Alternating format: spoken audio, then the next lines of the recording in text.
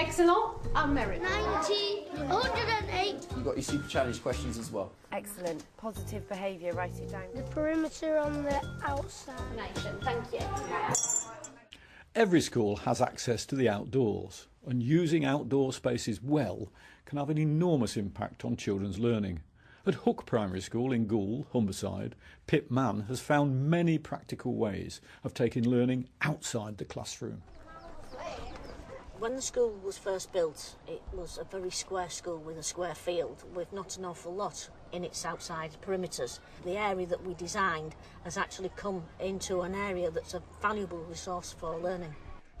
Right, what we've got to do today, we've got some maths on our vegetables. We've got a group of children who are going to go over into the wildlife area quietly. We've got some potatoes ready.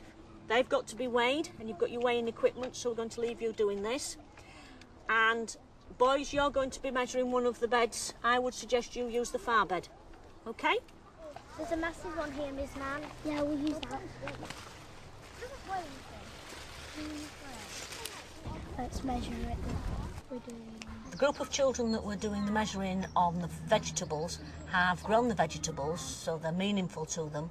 They've had the chance to pull them out. It's their first opportunity to see actually how big the vegetable in its entirety is. 11 centimetres and 4 millimetres. Their maths has improved tremendously, and their enthusiasm for maths, which is more important. They're not fazed by it, but they also see a real meaning behind why we need to do maths. Yeah, we have a fair amount each. Weighing potatoes is not particularly very challenging for a year 4.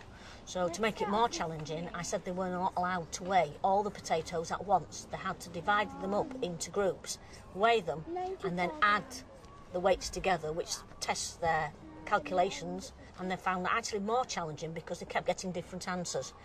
Have we all got the same? Now we need to add them together. 418 I've got. All right.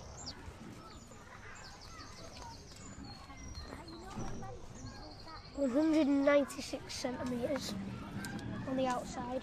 When we designed the gardens, we did an awful lot of body measurements to make sure that children reaching across from one side of the garden to the other could actually reach to put the plants in, and they had to measure their own hand spans and make the designs of the gardens according to also the price of the wood, because wood evidently comes in specific meterage, and the children had that to bear in mind as well. So there was an awful lot of the economics behind of building a garden, as well as the actual structure of it, which is the design and technology work, and then there's the science of all of the growing. So it's linked in all the subjects, it's cross-curricular. We're just approaching a small wildlife area that was developed in the school more or less as soon as I came to the school about 20 years ago. It's an area where the children can come to do quiet work. It's totally enclosed. Children can read or sit and think or have discussions with each other. This group at the moment are discussing their work that they did on our recent visit to Barlow Common. That was where they were actually sitting and watching what was happening by the side of the little lakes. The reflections of the ocean blue sky, the candy floss fluff clouds and the golden sun sparkle in the peaceful rippling lake.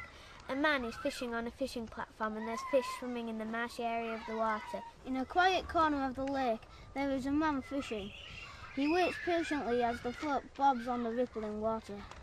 The woodland area brings you straight back into nature, and the children find that it does help them really focus their minds on the work that they're doing.